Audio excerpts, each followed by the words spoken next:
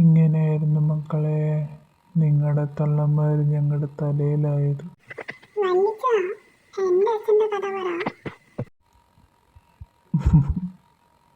നിന്റെ അച്ഛൻ്റെ അതൊന്നൊന്നര കഥ തന്നെയാണ്.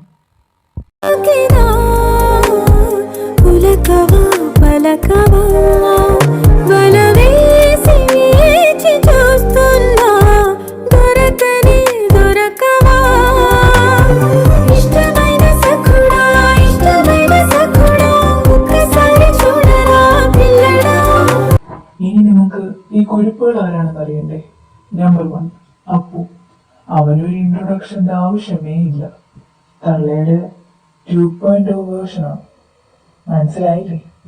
എന്റെയും ലാവണ്യയുടെയും മുന്നാര മകൻ.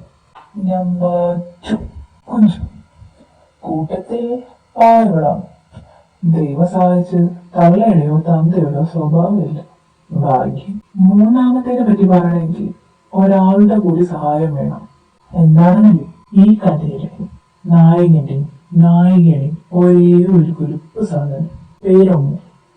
വീടിനെ ഒറ്റയ്ക്ക് തലതിരിച്ചു വെക്കാനുള്ള കഴിവുണ്ട് ഇവർക്ക്.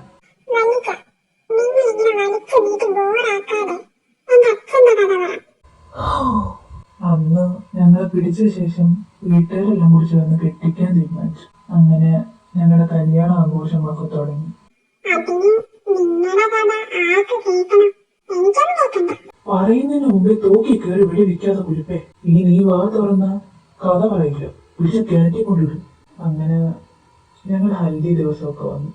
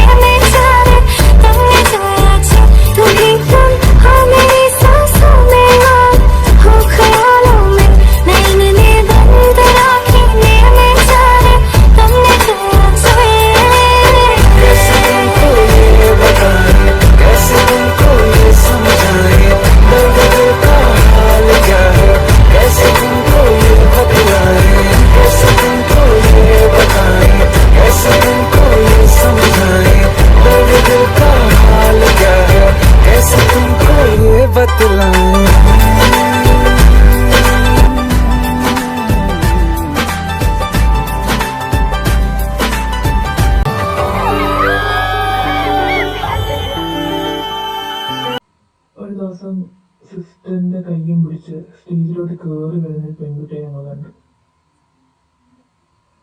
അവള് നിങ്ങളുടെ അമ്മമാരെ പോലെ അല്ലായിരുന്നു. അവളുടെ കണ്ണുകൾ കണ്ടാൽ പോലും എല്ലാവരും മയങ്ങി വീഴുമായിരുന്നു. നിന്റെ അച്ഛൻ ആ സമയത്തൊക്കെ വലിയ സിഗ്മ വിളിച്ചുകൊണ്ട് നടന്നിരുന്നു. ഇവിടെ എന്താ നടക്കുന്നത്? ഇത് അമ്മ. വയസ്സ് 24. MBA ഒക്കെ കഴിഞ്ഞ് അച്ഛൻ്റെ ബിസിനസ് നോക്കി നടത്തുന്നു എന്ന് പറഞ്ഞാൽ പോരാ, നമ്മുടെ കക്ഷി CEO ആണേ. പിന്നെ പുറമേന്ന് കാണുന്നവർക്ക് ഒരു ജാടക്കാരനായിട്ടൊക്കെ തോന്നും, പക്ഷെ അടുത്തറിയുന്നവരുടെ അടുത്ത് പാവമാണ്. ആണോ? മോൾക്ക് കഥ കേൾക്കണമെങ്കിൽ അച്ഛനോട് പറഞ്ഞാൽ പോലെയായിരുന്നോ?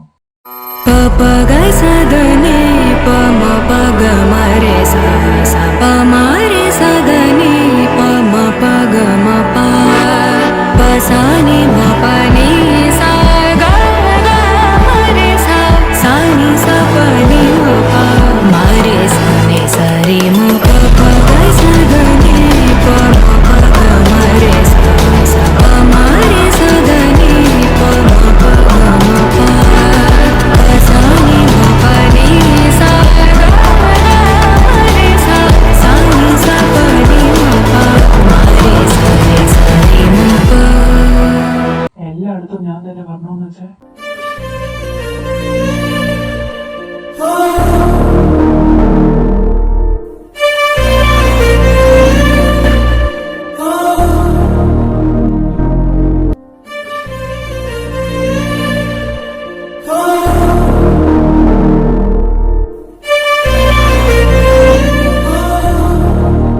ആ, ഞാൻ ഇത്രയും സൗന്ദര്യമേ ആഗ്രഹിച്ചുള്ളൂ. എന്താണ് ഒരു ഇളക്കം?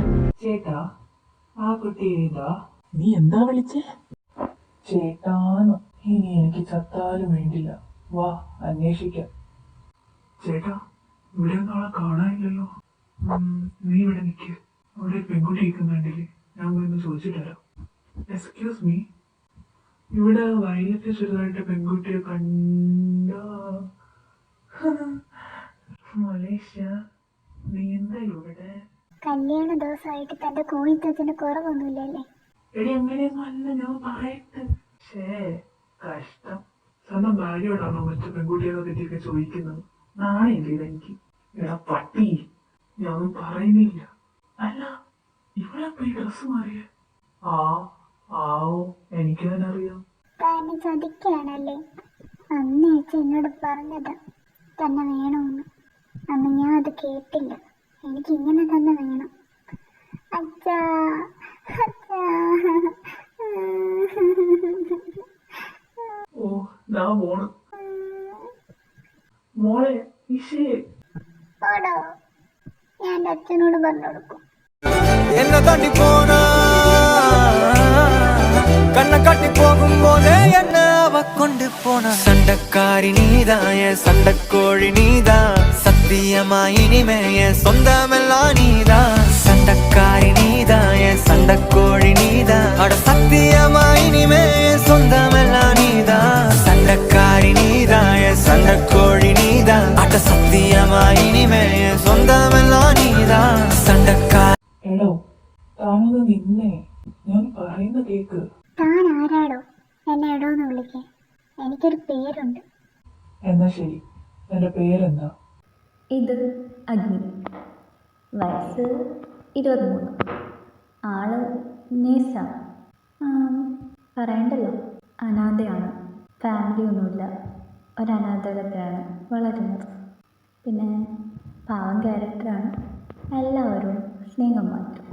തന്നെ ഞങ്ങൾ കല്യാണമൊന്നും വിളിച്ചില്ലല്ലോ. താൻ പെൺവീട്ടുകാരാണോ? തന്നോടത് പറയേണ്ട ആവശ്യം എനിക്കില്ല. താനത് നിന്നെ.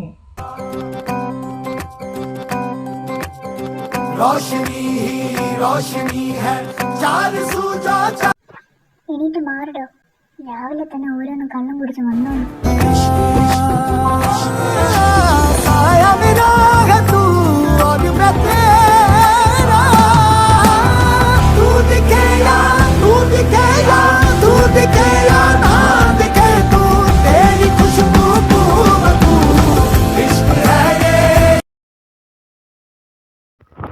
ഹലോ, ഞാൻ നിങ്ങളുടെ അപ്പു. നിങ്ങൾ ഞാൻ വിചാരിക്കുന്നതും കാട്ടിലുള്ള സ്റ്റോറി ഏറ്റെടുത്തിട്ടുണ്ട്. നിങ്ങൾ നല്ല റെസ്പോൺസൊക്കെയാണ് കിട്ടിയത്. എന്താ പറയണമെന്ന് അറിഞ്ഞൂടാ. ഈ പ്രാവശ്യത്തെ എപ്പിസോഡ് മിസ് ലെന്ത് കുറവാണ്, വേറൊന്നുമല്ല. നിങ്ങൾക്ക് തന്നെ അറിയാം, ഇപ്പോൾ ക്രിസ്മസ് വെക്കേഷനൊക്കെയാണ്. അപ്പോൾ അമ്മ നാട്ടിൽ പോയിരിക്കുകയാണ്. അവൾ നാട്ടിൽ പോയോണ്ട് തന്നെ എൻ്റെ റിലേറ്റീവ്സ്, അവളുടെ കസിൻസ് എല്ലാവരും കൂടെ വന്നിട്ടുണ്ട്. അതിൻ്റെ തിരക്കും ബിസിയൊക്കെയാണ് അവൾ. അപ്പോൾ അവൾക്ക് എഡിറ്റ് ചെയ്യാനൊന്നും ടൈമില്ല. അപ്പോൾ ഉള്ള ഇതിലാണ് അവൾ നാട്ടിൽ പോയതിന് ശേഷം അവൾ എഡിറ്റ് ചെയ്തിട്ടില്ല, കുറച്ചൊക്കെ ഉള്ളൂ. അവൾ പോകുന്ന മുമ്പ് എഡിറ്റ് ചെയ്തതാണ്. അതുകൊണ്ട് ഇപ്രാവശ്യം എന്ത് കുറവാണ്, എല്ലാവരോടും സോറി ചോദിക്കുക. ചിലപ്പോൾ അടുത്ത എപ്പിസോഡിൽ എന്ത് പറയാൻ ചാൻസ് ഉണ്ട്. കാരണം ഇനി ഞങ്ങൾക്ക് വെക്കേഷൻ തീരെ ഇനിയും 10-12 ദിവസമുണ്ട്. സോ അവൾ നാട്ടിൽ നിന്ന് വരാൻ കുറച്ച് ദിവസം എടുക്കും. പക്ഷെ എപ്പിസോഡ് മുടങ്ങത്തില്ല, ഇട്ടുകൊണ്ടേ ഇരിക്കും. ചിലപ്പോൾ എന്ത് കുറവ്, ബട്ട് ഇത് ഉറപ്പില്ല. ചിലപ്പോൾ അടുത്ത എപ്പിസോഡ് ലെന്ത് കാണും. പക്ഷെ എന്തായാലും അടുത്ത എപ്പിസോഡും കൂടി ലെന്ത് കുറവായിട്ടുണ്ടാവും. അത് അതിൻ്റെ എപ്പിസോഡിന് ശ്ശി, അതിൻ്റെ അടുത്ത എപ്പിസോഡിന് എന്തായാലും എന്ത് കൂട്ടും. പിന്നെ എല്ലാവർക്കും ക്രിസ്മസ് ആശംസകൾ. നാളെയല്ലേ, സോ എല്ലാവർക്കും ഞാൻ വിഷ് ചെയ്യാണ്. പിന്നെ എന്താ പറയുക, നിങ്ങൾ ഇനിയും സപ്പോർട്ട് ചെയ്യണം. നിങ്ങളുടെ കമൻറ്റൊക്കെ വായിച്ചപ്പോൾ ഒരുപാട് സന്തോഷമായി. ഞാൻ കുറ്റമൊക്കെ ഉണ്ടാവും എന്നാണ് വിചാരിച്ചത്, പക്ഷെ എല്ലാവരും നല്ല സപ്പോർട്ടും കാര്യങ്ങളൊക്കെയായിരുന്നു. ഇനിയുള്ള എപ്പിസോഡിൽ അങ്ങനെ ഉണ്ടാവണമെന്ന് ഞാൻ പ്രതീക്ഷിക്കുന്നുമില്ല, അങ്ങനെ ഉണ്ടാവുമെന്ന് വിശ്വസിക്കുന്നുമുണ്ട്. So I wish you happy Christmas. I love you all. Bye. അടുത്ത എപ്പിസോഡിൽ കാണാം. ടാറ്റാ.